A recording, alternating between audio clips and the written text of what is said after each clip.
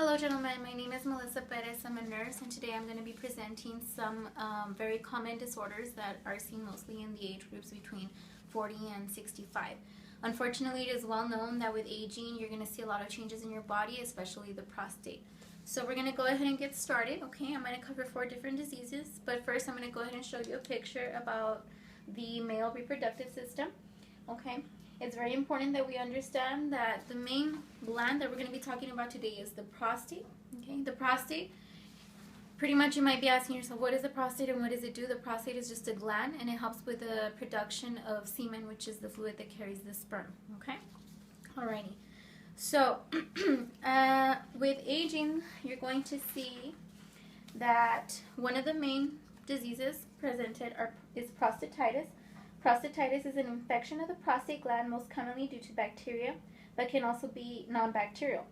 So you can see in the picture you have your prostate gland, and then you have an engorged prostate gland. Like I told you earlier, a normal aged, about 20-year-old man will have the size of a walnut for a prostate, and with aging it starts to engorge and get bigger and bigger. So with prostatitis, this usually occurs within men 40 and older, and it's an infection. The infection causes the gland to engorge and it causes pressure on the urethra. If you can go ahead and see, the urethra is the little tube, I guess, for say, that carries out the urine. Now, with prostatitis, the main treatment is going to be based on your diagnosis. Usually your diagnosis is going to be by the symptoms that you go ahead and explain to your doctor. Then they'll do urine cultures and from there can get the organism that's causing the infection. Most times it's E. coli or Enterococcus species. Your antibiotic will be given. The most common is a fluoroquinol such as Cipro, and you'll take it for 4 to 6 weeks. Depending on how well you react, your symptoms should begin to get better. Some of the main symptoms will be lower abdominal pain, difficulty urinating, burning with urinating, frequency with urinating, especially at night. So you need to go ahead and continue to monitor all of your symptoms at all times. Anytime that you have difficulty, men, especially with urinating or pain, you need to go ahead and always notify your doctor, okay? Just to be preventative of any other thing. So that's prostatitis in a nutshell. Now for the older gentlemen, BPH is one of the most common disorders that you're going to see. BPH stands for benign prostate hyperplasia, which is another form or another way of pretty much describing a growth in the prostate, okay? So like I said, in prostatitis, it gets engorged. In BPH, it's actually extracellular growth that causes lesions to grow around the prostate, causing it to also engorge. You're going to have many of the same symptoms. You're going to have difficulty urinating because the amount of swelling in the gland will cause the same amount of pressure in the urethra, and therefore the urine canal gets, shrinked in and you won't be able to urinate. Okay, so let me go over some of the most common symptoms. If you have displeasure from residual urine, meaning that you go to the restroom, you still feel like you need to go. Weak urine, you can think of a faucet. When a faucet and piping break, if the pipe is not running as it should and you open the faucet, even if you open it all the way, you're going to get little drips. That's considered dribbling, and the same thing is seen with urine stream, okay? Also, urgent urination. You're going to have frequency, especially at night, much needed force to try to get the urine out of the system, and you're going to lose libido because, of course, of the pressure, the pain, and the difficulty of circulation. Okay? Now for BPH, this is a better picture. It's very dangerous because you can also get renal failure if not taken care of. What ends up happening is, if you see the differences between normal and enlarged, the prostate does not allow the urine to come out, therefore it is retained. When it is retained, extra pressure builds up and your urine backflows, which can cause renal failure or renal issues. So it's very, very important once these symptoms start to arise, you let your doctor know and you give him a full list of the things that you are feeling and the circumstances that you are going through.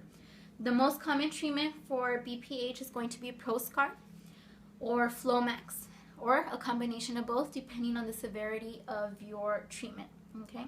For BPH, depending on how the doctor stages your symptoms, then the treatment will be given. There's a scale that they can use, and it's very useful.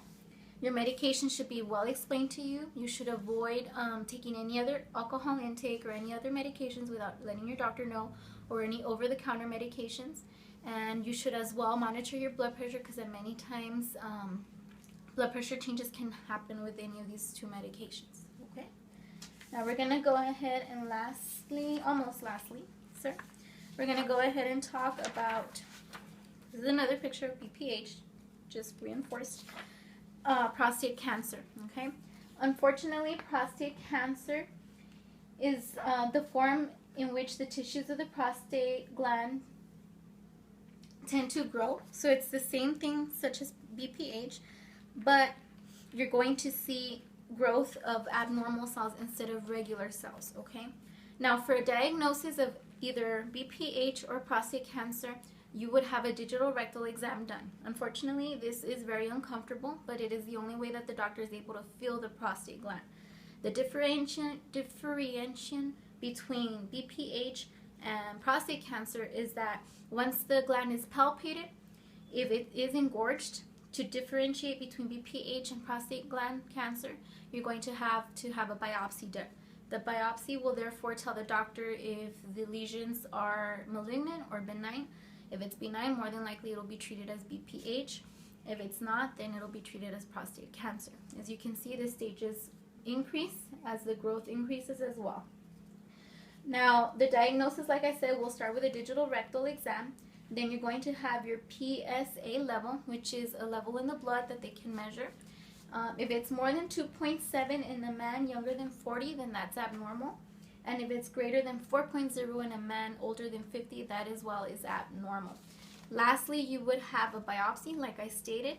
And many times they might recommend an MRI just to make sure that there's no more growth or any embedding in the colon. Other symptoms that may differentiate between prostate cancer and the rest of the disorders that I've mentioned would be more pain towards the rectum or pain during defecation or bleeding when urinating. Okay.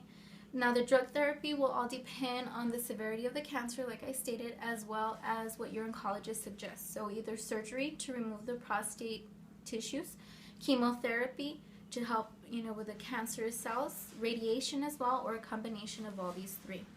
Proper information is very important, that you get everything explained to you if you do not understand. There's also psychologists that can see you and go through the steps of denial, as well as the stages of depression, as well as the stages of what treatment options would be best for you, and family therapy as well to help you and your family cope together. Okay? Support systems, support groups, and many websites are available for you as well for information, such as cancer.gov. Alrighty, so lastly, let's go ahead. Just remember that there are risk factors, as with any cancer, and there's a lot of risk factors that actually pertain to prostate cancer, but the most common would be obesity, your diet, previous sexually transmitted infections, smoking, your race, and if your family, especially your father, your grandfather, have a history of prostate cancer, then you're more prone to having it. There's no one specific cause, but many risk factors do exist. Okay. It is unfortunate that 1 in 6 men in America do get diagnosed with prostate cancer. It is important to be preventative and be screened. It's recommended that at age 40 you begin to go to your doctor and get checked, but definitely at age 50 you need to be more aggressive. You need to have your DREs and your PSA levels checked, especially if you have a familiar background, or, like I said, a close relative of yours has died or is currently being treated for prostate cancer. Lastly, we have erectile dysfunction. Now, this is most common sexual problem in men. It is the inability to maintain or achieve an erection for sexual intercourse.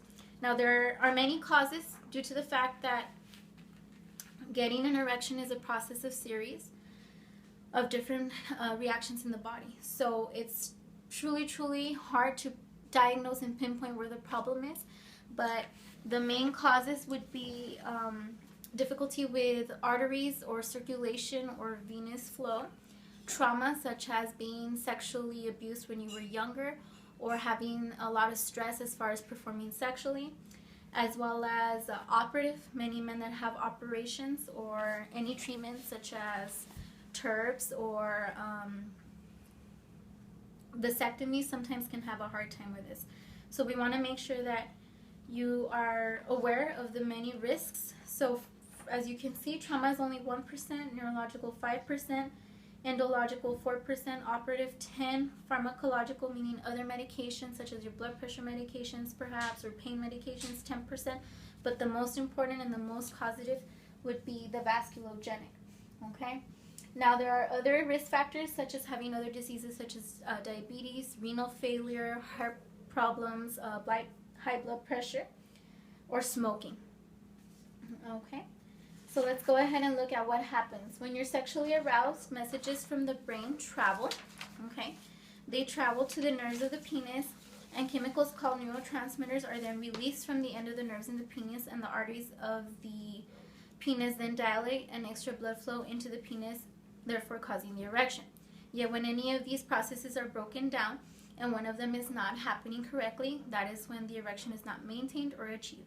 Diagnosis, your diagnosis would probably be through a question and answering your doctor for any assessment that he may make.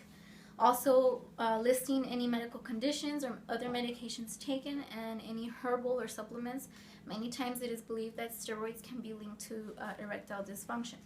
Also, it's important that you get your testosterone level checked. Sometimes testosterone is low or too high and therefore causes issues, as well as thyroid levels that can interfere.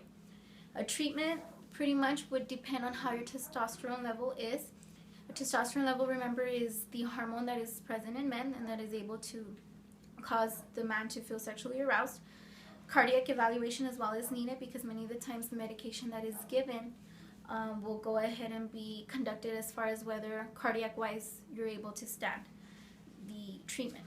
So the most common treatment would be a PDE5 inhibitor such as sildenafil, and it would be dosed according to your doctor. He would probably go ahead and give it to you for about a 4 to 6 month period and then see how the treatment is being effective. He would be asked to keep a log and then present the log to the doctor so that they can see where less the factors are coming in.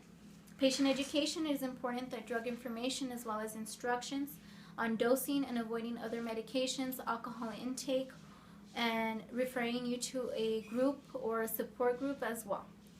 Okay, now I know that there's a lot of information and there's a lot more pamphlets that we can go ahead and pass out. I hope you enjoyed the presentation. Thank you for your time.